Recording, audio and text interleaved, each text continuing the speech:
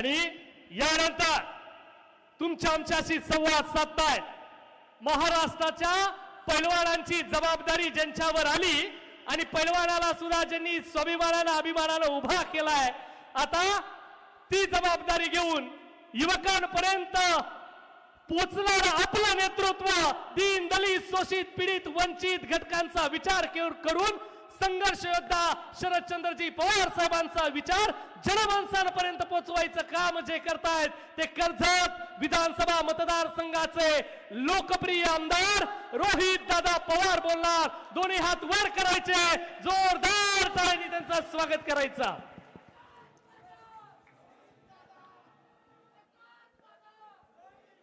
आज या पवित्र भूमीमध्ये आपल्या सर्वांच्या माध्यमातून इथं असणारे कष्टकरी शेतकरी युवा विद्यार्थी माता भगिनी सामान्य परिवारातले सर्व ग्रामस्थ सर्व पक्षाचे पदाधिकारी सामाजिक कार्यकर्ते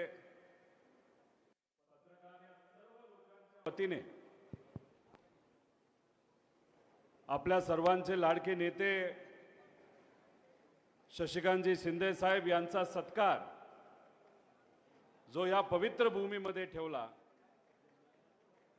त्या कार्यक्रमासाठी उपस्थित असणारे सर्वच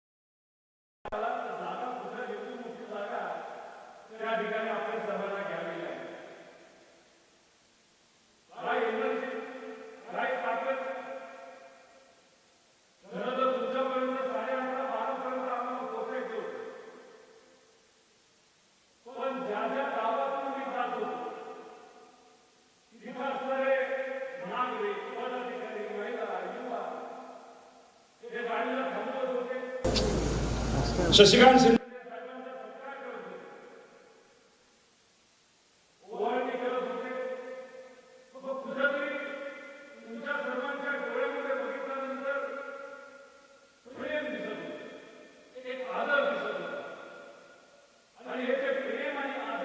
सर्वांच्या डोळ्यामध्ये जो मला तिथे दिसला, ज्या दिवशी या महाराष्ट्रातले शरदचंद्र पवार राष्ट्रवादीचे अध्यक्ष म्हणून शशिकांत शिंदे साहेबांचं नाव हे जाहीर केलं जात होतं, तोच आदर आणि तेच प्रेम मला आदरणीय पवार साहेबांच्या डोळ्यामध्ये त्या दिवशी तिथं दिसलं होतं।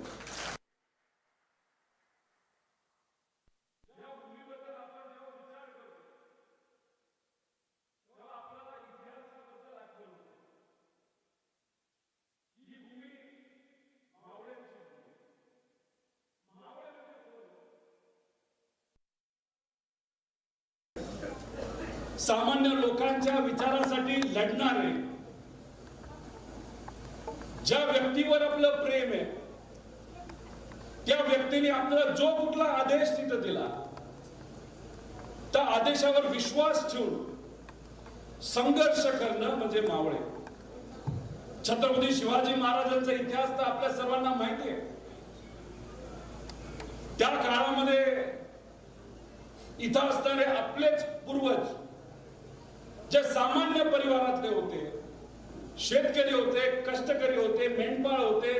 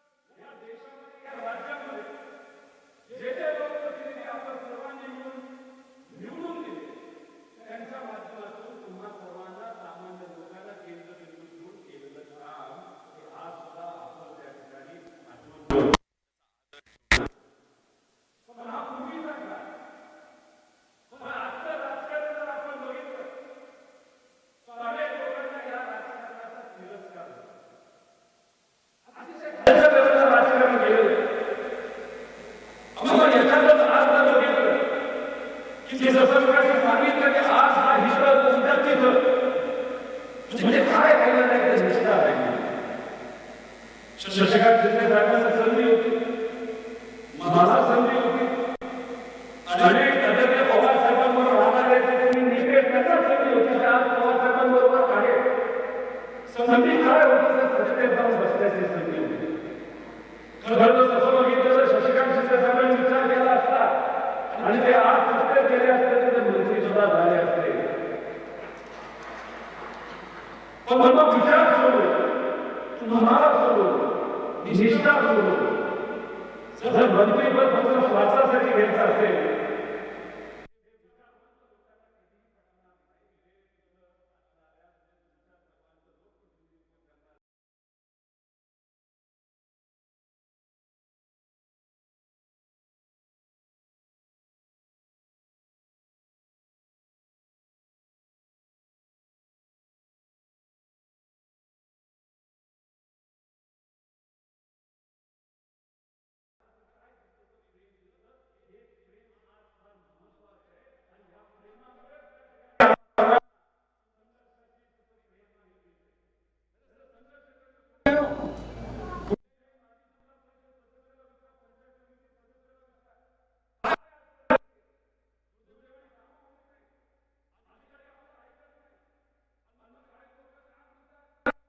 एक गोंडस नाव दिले.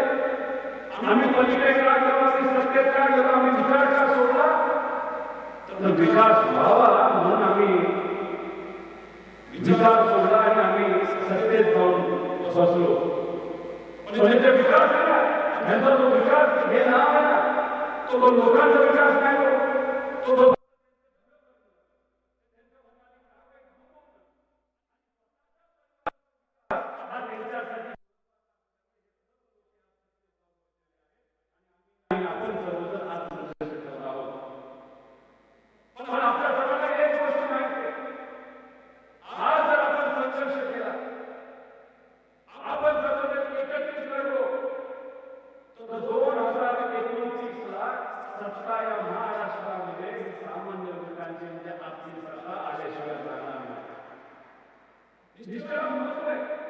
आमच्या माता बहिणी इथं बसलेल्या आपण आपल्या लहान मुलांना काय सांगतो? मोठ्यांचा आदर ठेवा. आपली जी परंपरा आहे, जी संस्कृती ती जपली पाहिजे. छत्रपती शिवाजी महाराजांच्या गोष्टी आपण सांगतो, महाराजांच्या गोष्टी सांगतो, शिवशाहू फुले आंबेडकरांचा विचार आपण पुढच्या पिढीला सांगतो. का कारण पुढच्या पिढीमध्ये कुठेतरी एक चांगला विचार आणि निष्ठा तिथं आली पाहिजे. या हेतून आपली आई आपल्या मुलांना तिथं संस्कार देत असते.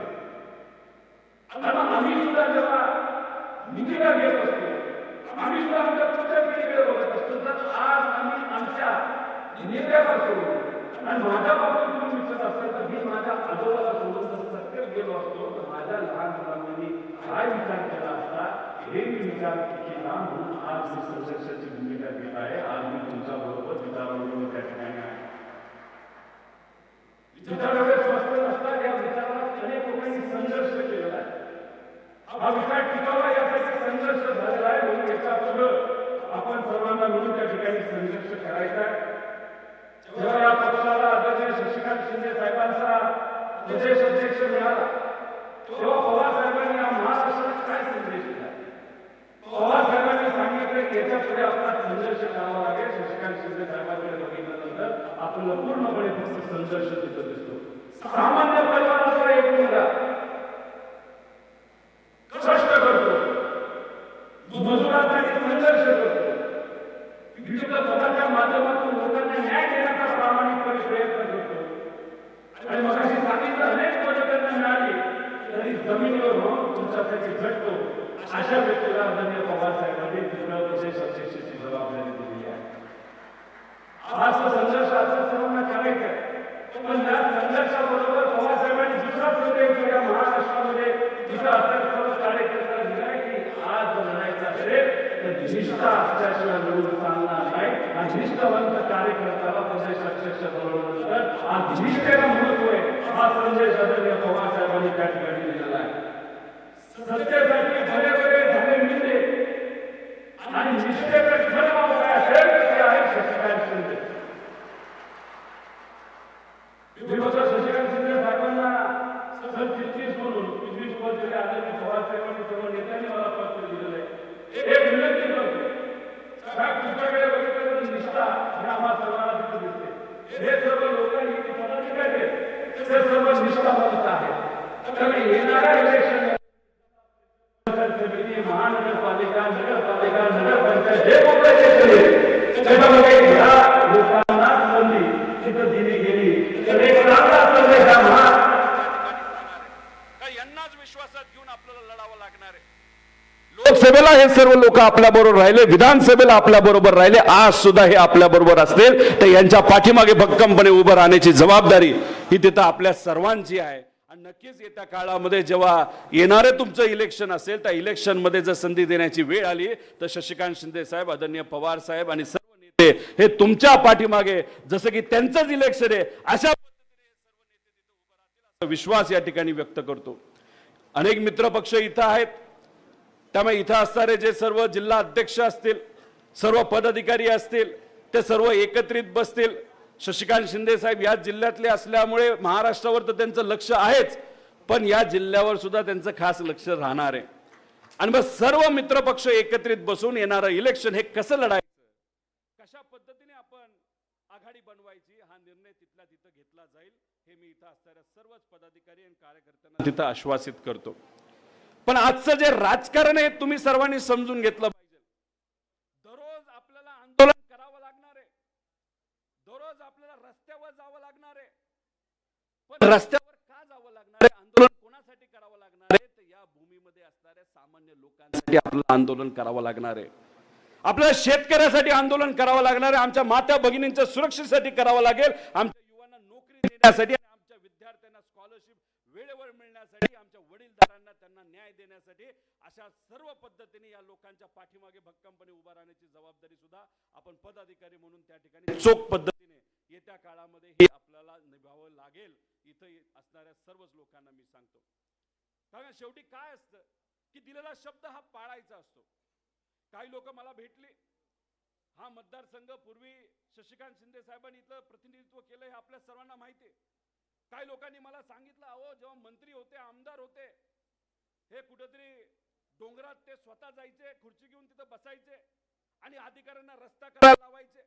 लाईट पोहोचत नसेल तर लाईट शेवटच्या घटकापर्यंत पोहोचली पाहिजे यासाठी या कार्यकर्त्यांनी या भूमीमध्ये तिथं प्रयत्न केलेले आहेत. म्हणून आज जे रस्ते आपल्या सर्वांना दिसतात ते जर कोणामुळे त्या ठिकाणी झाले असतील तर पूर्वीचे नेते आहेतच, पण शशिकांत शिंदे साहेबांनी सुद्धा 10 वर्षामध्ये या परिसरामध्ये जे काम केलं त्यामुळे खऱ्या अर्थाने इथं असणाऱ्या वाड्या वस्त्या ज्या डोंगरामध्ये राहणारे लोक आहेत, नाहीतर जे काही सपाट भागामध्ये राहणाऱ्या लोकांना तिथं रस्ते, शाळा याच्यामध्ये त्यांनी खूप मोठ्या प्रमाणात पुढाकार तिथं घेतलेला आहे. त्यामुळे येणाऱ्या काळामध्ये अशाच पद्धतीने आपल्याला काम करावं लागेल. पण सोशल मीडियावर आणि जे काय आज आपल्या सर्वांना राजकारण दिसतंय ते राजकारण काय आहे हे सुद्धा समजून घेण्याची जरूरत आहे. जेव्हा लोकसभेचं इलेक्शन झालं आपण सर्वजण वेगळ्या वातावरणामध्ये होतो. आम्ही तर गृहीत धरलं होतं की शशिकांत शिंदे साहेब हे खासदार झाले म्हणजे झाले, पण पिपाणी आणि बरंच काय यांनी मोठा घोळ केला आणि काही ठराविक लोक हे हवेत होते, आपलेच होते, पण हवेत होते का काय होतं मला माहित नाही. त्यांनी ज्या ताकदीने खरं तर काम करायला पाहिजे होतं ते काम काही ठराविक मतदारसंघामध्ये दुर्दैवाने न झाल्यामुळे आणि त्याच्याच बरोबर पिपाणी हे जे वेगळं चिन्ह होतं, जे फसवं होतं, कुठेतरी लोकांना फसवायचं, या दृष्टिकोनातून ते पिपाणी म्हणून चिन्ह पुढे आणलं गेलं आणि दुर्दैवाने आपला नेता जो दिल्लीमध्ये तुमचा आवाज म्हणून लढला असता आज तिथं त्यांना जाता आलं नाही. पण आज ते आमदार आहेत, आज MLC आहेत आणि तिथं सुद्धा तुमचा आवाज म्हणून आज ते भक्कमपणे लढत आहेत. ही सगळ्यात मोठी अभिमानाची गोष्ट आहे. त्यामुळे लोकसभेमध्ये प्रत्येक मतदारसंघामध्ये आपल्या सर्वांना आपल्या महाविकास आघाडीला विजय मिळताना आपण सर्वांनी बघितला. दुर्दैवाचं नंतरच्या काळामध्ये जेव्हा आपल्याला विजय मिळाला तेव्हा आपले कार्यकर्ते थोडेसे हवेत गेले. नेत्यांना तिकीट मागण्यामध्ये विधानसभेसाठी थोडासा वेळ लागला आणि या सगळ्या वेळामुळे आणि काही प्रमाणात थोडस आपल्याकडनं सुद्धा काही प्रमाणात दुर्लक्ष झालं. ते कारण असू शकतं. त्याच्याच बरोबर आपण जर बघितलं EVM मशीन याच्यामध्ये सुद्धा काही प्रमाणात कुठे ना कुठेतरी घोळ झालाय अशी चर्चा या देशामध्ये आज मोठ्या प्रमाणात सुरू आहे. काही लोक म्हणतील EVM मध्ये जर घोटाळा होतच असेल तर मग कशाला लढायचं. अहो पूर्वी लोकांना विश्वासात घेणं हे महत्वाचं होतं, राजकारणाचा भाग. नेत्यांना विश्वासात घेणं हा दुसरा भाग. इलेक्शनच्या दिवशी तिथं असणाऱ्या कार्यकर्त्यांच्या माध्यमातून बूथ शाबूत ठेवणं हा तिसरा भाग. पण आता नवीन राजकारणामध्ये EVM मशीनचं मॅनेजमेंट म्हणजे जसं भाजप करतं तसं मॅनेजमेंट मी म्हणत नाही, पण त्या दिवशी आपल्याला काही मोजणी करावी लागते, मशीनचे काही गोष्टी बघाव्या लागतात, डोळ्यात तेल घालून तिथं लक्ष ठेवावं लागतं. हे सुद्धा आता चौथा प्रकार इलेक्शनचा याच्या काळामध्ये आपल्याला लक्ष ठेवावं लागेल. आणि जर आपण योग्य पद्धतीने EVMच्या नियोजनावर जर लक्ष दिलं तर त्यांना तिथं चोरी करता येणार नाही. त्यामुळे विधानसभेमध्ये EVM मध्ये सुद्धा काही प्रमाणात घोळ झाला अशी चर्चा आहे. त्याच्याच बरोबर पैसा मोठ्या प्रमाणात मत विकत घेण्यासाठी तिथं वापरण्यात आला. जातीवाद मोठ्या प्रमाणात या महाराष्ट्रामध्ये केला गेला. हिंदू मुस्लिम तिथं या राज्यामध्ये तिथं केलं गेलं आणि शेवटी आमच्या लाडक्या बहिणींना इलेक्शनच्या तोंडावर ऍडव्हान्स मध्ये 3-3 महिन्याचे पैसे हातामध्ये दिले आणि या सगळ्या कारणांमुळे दुर्दैवाने असं की आपल्याला पराजय तिथं स्वीकारावा लागला. पराजय झाला. काही प्रमाणात आपण सर्वजण निराश झालो, शांत झालो. काय करायचं आपल्याला काय कळत नव्हतं. काही महिने याच्यातच गेले. पण मी आपल्या सर्वांना सांगतो, ठीक आहे, लोकसभेला अजून 3.5 वर्ष असतील, विधानसभेला 4 वर्ष असतील, पण आदरणीय पवार साहेबांनी ठरवलंय, शशिकांत शिंदे साहेबांनी, सर्व नेत्यांनी आम्ही ठरवलेलं आहे की याच्या पुढे संघर्ष करायचा. लोकांची भूमिका ठामपणे विधिमंडळामध्ये नाही तर रस्त्यावर ही मांडायची. लोकांचा विश्वास हा आपल्यावर आहे, तो अजून जास्त ताकदीने तिथं संपादित करायचा आणि येत्या काळामध्ये संघर्ष करायचा. 2029ला या राज्यामध्ये आपली सरकार आल्याशिवाय राहणार नाही. त्यासाठी कुठलेही प्रयत्न करायचे ते आपण सर्वांनी करायचे. त्यामुळे इथं असणाऱ्या कार्यकर्त्यांना मी विचारतो, नागरिकांना मी विचारतो की आपला संघर्ष करायचा का. मी काल परवा पुण्यात होतो, बऱ्याच ठिकाणी गेलो होतो, पण तिथला आवाज लय मोठा होता. इथं पवित्र भूमी आहे, इथं असणारा आवाज तर अख्ख्या देशात जगात जातो. तर मी परत एकदा आपल्या सर्वांना विचारतो, संघर्ष करायचा का. मागून आवाज येत नाही बघा. संघर्ष करायचा का, नक्की का. मग त्यासाठीच आपण सर्वजण सज्ज झालो पाहिजे. येणाऱ्या प्रत्येक इलेक्शन मध्ये आपण सर्वांनी तिथे लक्ष ठेवलं पाहिजे आणि पुढचे लोक काय पद्धतीने राजकारण करतात हे सुद्धा समजून घेणं तितकंच महत्वाचं आहे. आणि दिलेला शब्द हे जे सरकार आहे ते अजूनपर्यंत का पूर्ण करत नाही असं सरकारला ठामपणे आपल्याला विचारावं लागेल. जेव्हा विधानसभा इलेक्शन होतं शेतकऱ्यांना काय सांगितलं होतं, काय माफ करू आम्ही, काय माफ करू. अहो या महाराष्ट्रामध्ये आज शेतकऱ्याचे 31,000 कोटी थकीत आहेत. नाही या शेतकऱ्याला पैसे देता येत, त्यांच्या पिकाला तिथं भाव मिळत नाही. या परिसरामध्ये मोठ्या प्रमाणात ऊस केला जातो, पण काही लोक सोयाबीन करतात असं मला कळालंय. बरोबर आहे का नाही. काय सोयाबीनचा भाव किती आहे. 4,3800 मध्ये तर 3500 ला गेला होता. आणि सरकार काय म्हणते, आम्ही आम्ही कितीला घेणार? 4800 रुपये. आम्ही अधिवेशनामध्ये आम्ही प्रश्न विचारले, अहो सोयाबीनचे शेतकरी आज अडचणीत आहेत.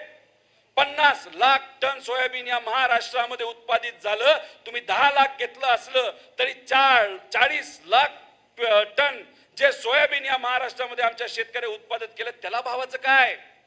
नाही उत्तर देता आलं या सरकारला. थातूर मातूर उत्तर दिलं, अहो आम्ही 10 लाख टन घेतलं. अहो तुम्ही साधं गणित जर काढलं ना, हे जे 40 लाख टन तुमच्या शेतामध्ये पिकलेलं जे सोयाबीन सरकारने जे 48 रुपयाला घेतलं नाही, ते तुम्हाला 3800-3500 रुपयाला विकावं लागलं. या महाराष्ट्रामध्ये एका वर्षामध्ये या सोयाबीन उत्पादक शेतकरीचं किती नुकसान झालं? 26,000 कोटी रुपये. 26,000 कोटी हे सोयाबीन शेतकऱ्याचं नुकसान तिथं झालं. तसंच कपाशीचं हे कुठेतरी 22,000 कोटीचं झालं. कांदा उत्पादक शेतकऱ्याचे 6,000 कोटीचं एका वर्षात नुकसान झालं. जीएसटीच्या बाबतीत सुद्धा जर बोलायचं झालं तर या सरकारने सांगितलं होतं, आमचं सरकार या महाराष्ट्रामध्ये आल्यानंतर तुम्ही खतावर जो जीएसटी देता त्याचा 50% परतावा आम्ही आमच्या शेतकऱ्याला तिथं देऊ. दिला का तुम्हाला परतावा? प्रत्येक शेतकऱ्याला कमीत कमी 10,000 रुपयाचा परतावा तिथं मिळू शकला असता. दिला का परतावा? म्हणजे कर्जमाफी केलं नाही, आमच्या भावाला तुम्ही, आमच्या उत्पादनाला तुम्ही भाव दिला नाही, आम्हाला जीएसटीचा परतावा तुम्ही तिथं दिला नाही. आमच्या लाडक्या बहिणींना तुम्ही सांगितलं होतं 2100 रुपये देऊ, बोलले होते का नव्हते? ठीक आहे, सत्ता आल्यानंतर काही लोक म्हणतात मी बोललोच नाही. अहो बोललो नाही, आम्हाला व्हिडिओ आहेत आमच्याकडे, आणि तुमचं जे काही जाहीरनामा होता तो सुद्धा आमच्याकडे आहे. अहो भाजपच्या जाहीरनाम्यामध्ये लिहिलं होतं 2100 रुपये प्रति महिना आम्ही आमच्या लाडक्या बहिणींना तिथं देऊ. दिले का? ते 1500 रुपये जे पूर्वी ऍडव्हान्स मध्ये 3-3 महिने आधी ऍडव्हान्स मध्ये येत होता, आता कधीतरी वाट बघावी लागते आणि भीती धाकधूक वाटते, बंद होईल का काय. जेव्हा सुरुवात अधिवेशन पहिलं झालं, इलेक्शन झाल्यानंतर आम्ही मुद्दे मांडले. आम्ही म्हणालो, अहो हे सरकार टप्प्याटप्प्याने काय करणार की टप्प्याटप्प्याने महिलांना जे अनुदान तिथं दिलं जातं, महिला जे काय 2 कोटी महिलांना तिथं अनुदान तिथं दिलं, टप्प्याटप्प्याने महिलांची नावं ही कमी केली जातील असं आम्ही ठामपणे पहिल्या अधिवेशनात बोललो होतो. आम्ही बोललो होतो 25 लाख महिलांचं नाव कदाचित तुम्ही कमी कराल. आम्हाला उत्तर मंत्री महोदयाने दिलं होतं, असं होऊच शकत नाही. आज जर तुम्ही बघितलं तर 24 लाख महिलांची नावं त्या लाडक्या बहिणीच्या त्या योजनेतून कमी केली गेलीत. आणि फक्त सुरुवात आहे. फक्त जिल्हा परिषद पंचायत समितीचे इलेक्शन पुरतं ते थांबणार आहे आणि त्यानंतर कदाचित लाडकी बहीण योजनाच पूर्णपणे बंद केली जाईल. हे आम्ही म्हणतोय का?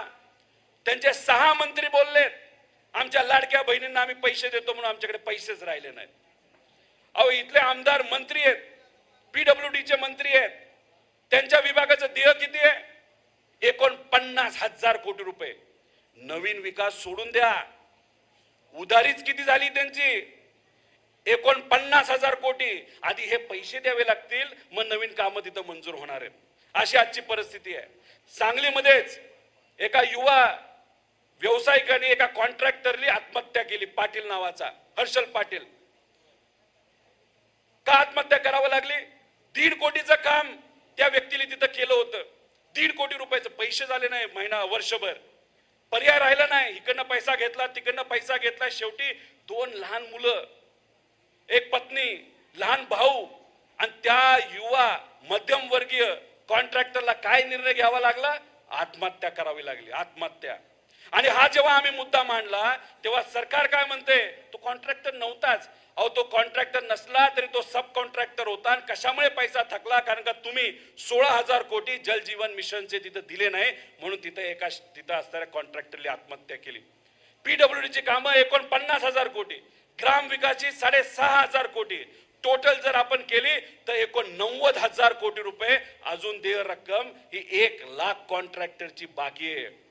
त्यामुळे नवीन कामं ही दिली जातील, त्याला पैसा येऊ शकत नाही, कारण या सरकारकडे दुर्दैवाने पैसाच नाही. त्यामुळे तुम्हाला दिलेला शब्द कर्जमाफीचा, लाडक्या बहिणींचा, युवाला नोकऱ्यांचा, त्यांनी काय केलं तर ही थकबाकी ठेवलीच, पण त्यांनी मोठे मोठे कॉन्ट्रॅक्ट हे रस्त्याचे त्या ठिकाणी दिले आणि त्यातून फक्त हे काय खातायत तर मलिदा खातायत. पुण्याला तुम्ही गेला तर तिथं रिंग रोड बांधला जातोय, 14,000 कोटी रुपयाचं एस्टिमेट होतं. गेल्या 9 महिन्यामध्ये 14,000 कोटीचं एस्टिमेट कितीला गेलं माहिती का? 42,000 कोटी. तुम्ही जर घर बांधत असाल 10 बाय 10 ची खोली बांधली 7 लाख रुपयाला इस्टिमेट, तर वाढून वाढून किती वाढतो आपलं? 10,000 15,000 का जास्त वाढतं?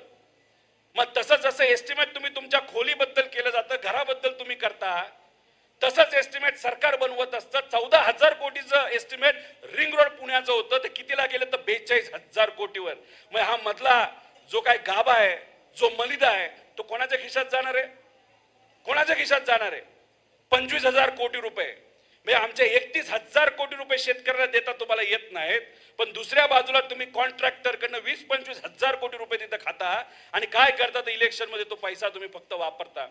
म्हणजे 5 वर्ष झाली की 6 महिने यायचा आधी हातात पैसा द्यायचा, तुमचं मत, तुमचं स्वाभिमान तिथं विकत घ्यायचं आणि नंतर तुमच्याकडे बघायचं सुद्धा नाही, अशी परिस्थिती आणि अशी नवीन स्टाईल या महाराष्ट्रामध्ये तिथं सुरू आहे.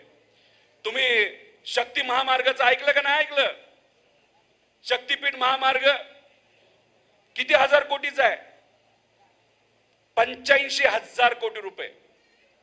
गडकरी साहेबांचं नाव ऐकलं का? मागच्यांनी ऐकलं का गडकरी साहेबांचं नाव? कुठल्या पक्षात आहेत? भाजप. कुठले मंत्री आहेत? राज्यात आहेत का केंद्रात आहेत? केंद्रात आहेत. केंद्रातले मंत्री असाच एक 800 किलोमीटरचा रस्ता आपल्या महाराष्ट्रातून बांधतायत. 8 पदरी रस्ता आहे. किती पदरी? 8. तर त्याला 1 किलोमीटरला किती खर्च आहे? 71 कोटी रुपये.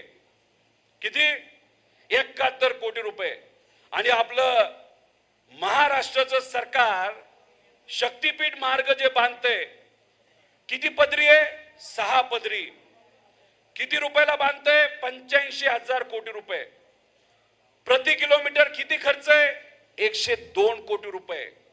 आणि अशी चर्चा आहे की आता 85,000 कोटीवरनं 1,20,000 कोटीवर हा खर्च तिथं घेऊन केला जाणार. म्हणजे किती किलोमीटरला खर्च वाढला? 140 कोटीवर गेलं. गडकरी साहेब हे भाजपचे मंत्री आहेत. एका बाजूला ते 70 कोटी पर किलोमीटरला रस्ता करतायत आणि दुसऱ्या बाजूला हे सरकार 140 कोटी पर किलोमीटरवर जाणार आहे. मग हा 70 कोटी रुपये कुठे जाणार आहेत, कोणाच्या खिशात जाणार आहे, याचा विचार हा आपल्या सर्वांना तिथं करावा लागणार आहे. कारण हा पैसा हा तुमचा पैसा आहे, या महाराष्ट्राच्या स्वाभिमानी जनतेचा पैसा आहे. आणि ह्या 70 कोटी पर किलोमीटरला 800 गुण तर किती हजार कोटी होतात? तर 56,000 कोटी हे पक्षाच्या राजकारणासाठी आणि तिथं असणाऱ्या नेत्यांच्या खिशामध्ये जाणार आहे. जर 56,000 कोटी रुपये तिथं भ्रष्टाचार तुम्ही करणार असाल तर आमच्या 31,000 कोटी शेतकऱ्याची थकबाकी जी आहे ती थकबाकी द्यायला तुमच्याकडे पैसा नाही. आमच्या माता भगिनीला जे 1,500 वरून तुम्हाला 2,100 रुपये तिथं महिन्याला द्यायचे ते देण्यासाठी पैसा नाही. आमच्या युवांना नोकऱ्या देण्यासाठी तुम्हाला तिथं तुम्ही प्रयत्न करत नाही. आमच्या विद्यार्थ्यांना वेळेवर स्कॉलरशिप देण्यासाठी तुमच्याकडे पैसा नाही. म्हणजे एका बाजूला भ्रष्टाचार हा सुसाट चालू आहे आणि दुसऱ्या बाजूला कोण अडचणीत आले? तर गरीब लोक अडचणीत आहे, सामान्य लोक ही अडचणीत आलेली आहेत. हे विषय लोकांसमोर आणणं अतिशय महत्वाचं आहे. अहो, हे आपला जो हक्क आहे तो हक्क सुद्धा दाबण्याचा काल प्रयत्न होत आहे. काल पुण्यामध्ये मी गेलो होतो. 3 महिला, 3 मुली, एससी समाजाच्या, मातंग समाजाच्या मुली, त्यांच्यावर एक अन्याय झाला. पोलिसांनी त्यांना शिवीगाळ केली, जातीवाचक त्या ठिकाणी बोललं गेलं, त्यांना पोलीस स्टेशनला आणून मारलं. त्यांचं काहीच घेणं देणं नव्हतं, विषय वेगळाच होता. या मुलींना काही माहित नव्हतं, पण काय हे केलं आपल्याला काय सांगता येणार नाही. काल रात्री 9 वाजता मी तिथं गेलो आणि त्या महिला सकाळी 8 वाजल्यापासून सीपी ऑफिसला पुण्यामध्ये बसल्या होत्या. 9ला मी गेलो, 9 पासून रात्री 3 पहाटे, आज सकाळी पहाटे 3 वाजेपर्यंत मी तिथं होतो आणि अनेक सामाजिक कार्यकर्ते तिथे होते. का? कारण त्यांना दिलेला हक्क त्यांना वापरता येत नव्हता. तिथं त्यांच्यासाठी त्यांना लढावा लागला, तरी त्यांना तिथं तो अधिकार मिळालेला नाही. मग त्यांचा तो अधिकार असताना फक्त त्या दलित समाजाच्या आहेत म्हणून जर त्यांना तुम्ही शिवीगाळ करणार असाल, आम्ही त्यांच्या बरोबर राहिलो कारण आम्हाला संविधानाने सांगितलंय, संतांनी सांगितलंय, आम्हाला छत्रपती शिवाजी महाराजांनी, शिवशाहू फुले आंबेडकरांच्या विचारांनी सांगितलंय, कुठलाही समाज बघायचा नाही, फक्त माणुसकी बघायची. आणि ते जर अडचणीत असेल तर त्यांच्या पाठीमागे भक्कमपणे उभा राहायचं. आणि हीच भूमिका काल आम्ही सर्वजण तिथं घेत होतो. आणि भाजपचे कार्यकर्ते तिथं काय बोलायला लागले? कसला संविधान, कसला हक्क? आम्ही पोलीस प्रशासनाबरोबर. मी तुम्हा सर्वांना विचारतो, जर तुम्ही पोलीस स्टेशनला गेला तर काही अधिकारी चांगलेत, पण बहुतांश वेळेस आपण जेव्हा तिथं जातो, सामान्य व्यक्ती म्हणून जातो, तुम्हाला लगेचच्या लगेच तिथं न्याय मिळतो का? मिळतो का तुम्हाला? एखादा कार्यकर्ता जर या सरकारच्या विरोधात जेव्हा बोलतो, लगेचच्या लगेच त्याच्यावर तिथं कारवाई होती. पण सत्तेतला एखादा नेत्याचा मुलगा, नाही तर त्याचा नातेवाईक, नाही तर त्याचा कार्यकर्ता जेव्हा बोलतो, तिथं काय होतं का? मग का हा भेदभाव? एखादा चांगला पत्रकार जर विचाराच्या बाजूने लिहितो, पण या सरकारच्या विरोधात येतो, त्याला नोटीस येते. आणि अशा पद्धतीने जर पोलीस राजकीय दबावाच्या अंतर्गत काम करणार असेल तर हे आम्हाला चालणार नाही, हे आम्ही खपून घेणार नाही. आणि मी इथं सांगतो, आमच्या कार्यकर्त्यांना सांगतो, शशिकांत शिंदे साहेबांनी सांगितले, पवार साहेबांनी सांगितले, उद्या जाऊन जर पोलीस स्टेशनला आपण गेलो आणि तिथं गेल्यानंतर गरिबाची बाजू मांडत असताना जर एखाद्या कार्यकर्त्यावर अन्याय झाला असेल आणि तिथं असणारा पोलीस अधिकारी जर उंच आवाजात बोलत असेल तर त्याला काय म्हणायचं? काय म्हणायचं? कारण का ते पोलीस प्रशासनामध्ये असणारे लोक हे आपल्या सेवेसाठी आहेत. पण सेवा करण्याऐवजी जर सत्तेचा माज त्या ठिकाणी असेल, नाही तर त्यांना जर वरून राजकीय कोणीतरी दबाव आणत असेल आणि त्या दबावाच्या अंतर्गत गरिबावर अन्याय होत असेल तर तो अन्याय आम्ही सहन करणार नाही. अशा पद्धतीने येत्या काळामध्ये आपल्या सर्वांना काम करायचे. एवढंच या ठिकाणी आपल्या सर्वांना सांगतो, जेव्हा केव्हा कुठे अन्याय होतोय त्या अन्यायाच्या विरोधात आपल्या सर्वांना खांद्याला खांदा लावून तिथं उभा राहायचे. आणि हे जे राजकारण काही लोक करतायत, आपण मराठी भाषेच्या बाजूने उभा राहतो. एक खासदार दिल्लीचा दुबे नावाचा, तो आपल्या मराठी भाषेच्या विरोधात बोलला, मराठी संस्कृतीच्या विरोधात बोलला. आपण त्याचा विरोध केला. आपण लगेचच्या लगेच त्यांच्या विरोधात स्टेटमेंट केलं, आव्हान केलं. जर या पवित्र भूमीमध्ये, या महाराष्ट्राच्या भूमीमध्ये तो खासदार जर आला तर आम्ही त्यांना सोडणार नाही, अशी भूमिका महाराष्ट्राच्या प्रत्येक मराठी माणसांनी घेतली. पण काल परवा देवेंद्र फडणवीस साहेबांनी काय केलं? असं सांगितलं की जर हे दुबे जे खासदार आहेत भाजपचे जर महाराष्ट्रामध्ये आलं तर आम्ही त्यांचं स्वागत करू आणि आम्ही पोलीस प्रोटेक्शन देऊ. म्हणजे गरीबाला पोलीस प्रोटेक्शन नाही, पण जो माणूस महाराष्ट्राच्या मराठी धर्माच्या विरोधात त्या ठिकाणी बोलतो त्या व्यक्तीला तुम्ही जर प्रोटेक्शन देत असता तर कदाचित एक संदेश हा देवेंद्र फडणवीस साहेबांनी दिला असं मला वाटतं. शशिकांत साहेब, की त्यांना महाराष्ट्रात खूप काय काळ राहायचं नाही, त्यांना दिल्लीला जायचंय. मग दिल्ली असल्यावर प्रत्येक खासदाराची कुठेतरी त्या ठिकाणी खबरदारी त्या ठिकाणी ते घेत आहेत. म्हणजे सप्टेंबर महिन्यामध्ये काय ना काहीतरी बदल होईल असं कुठेतरी आपल्या सर्वांना त्या ठिकाणी म्हणावं लागेल. आणि हे जे कोणी गोय केलेत त्यांना जाऊ द्या, काही फरक पडत नाही. अहो, कदाचित असे काही दिवसांमध्ये नाही तर महिन्यांमध्ये असा एक निर्णय हा सुप्रीम कोर्टाकडनं घेतला जातो की घड्याळ पवार साहेबांना देऊन टाकलं जाईल आणि धनुष्यबाण हा तुम्हाला त्या ठिकाणी उद्धव ठाकरे साहेबांना दिला जाईल. मग हे जे लोक पळून गेलेत, निष्ठेला सोडून गेलेत, त्यांना दोन पर्याय समोर राहील. काय ते पर्याय? एक, भाजपमध्ये विलीन व्हायचं आणि दुसरा पर्याय असा राहणार की त्यांच्या सीटवर परत एकदा इलेक्शन लागणार. म्हणजे 3 महिन्यामध्ये 100 ठिकाणी कदाचित इलेक्शन लागू शकतं, नाहीतर त्या आमदारांना, त्या नेत्यांना भाजपमध्ये प्रवेश करावा लागेल. अशी परिस्थिती पुढच्या 3 महिन्यामध्ये या महाराष्ट्रामध्ये 100% त्या ठिकाणी येऊ शकते. अशी ती आज हे राजकारण चालू आहे. अशा पद्धतीचे राजकारण आहे. त्यामुळे कार्यकर्ते म्हणून तुम्ही अजिबात काळजी करू नका. लोक आपल्या बरोबर आहेत. फक्त संघर्षाची लढाई त्या ठिकाणी आपण सर्वांनी ही ठेवली पाहिजे.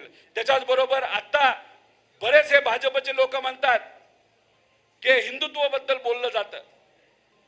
आज जर आपण बघितलं भाजप काय करते, भगव्याला पुढं करते. आणि भगव्याला पुढं करून काय केलं जातं तर हिंदू मुस्लिम केलं जातं, तिथं ओबीसी मराठा केलं जातं, तिथं समाजामध्ये तेढ निर्माण केला जातो. कशासाठी? फक्त भाजपला फायदा व्हायला, त्याच्यासाठी. अहो, हिंदू संस्कृती आम्ही सुद्धा पाळतो, आम्ही सुद्धा जपतो.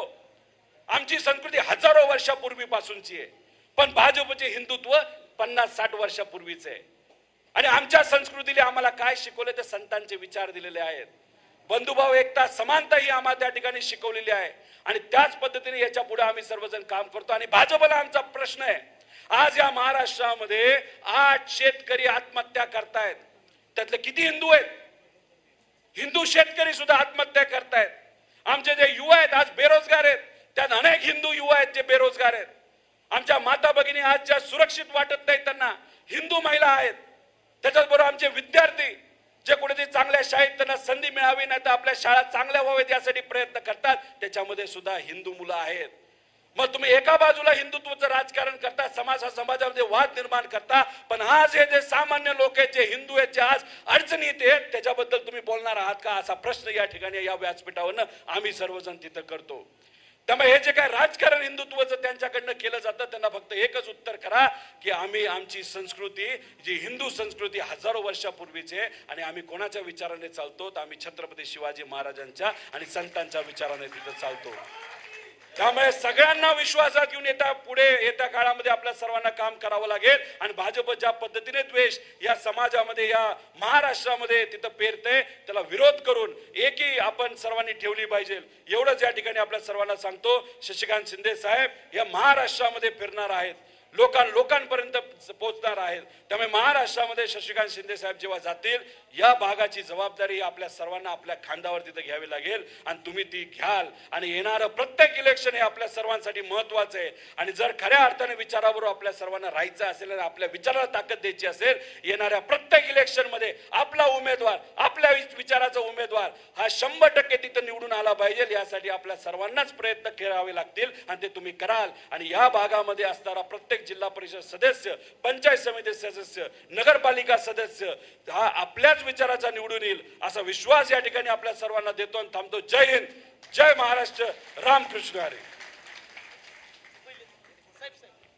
महिलांचा सन्मान होतोय. इथल्या पदाधिकारी महिलांच्या शुभ हस्ते आपला बरं, ठीक आहे. आपल्या जावळीचा सुपुत्र, आपल्या हक्काचा माणूस महाराष्ट्राचा नेता झाला आणि जावळीचा झेंडा राज्यात फडकला. रोहित पवार साहेब, आम्ही नेहमी सांगतो, सत्तेच्या मोहापायी डझनभर झाले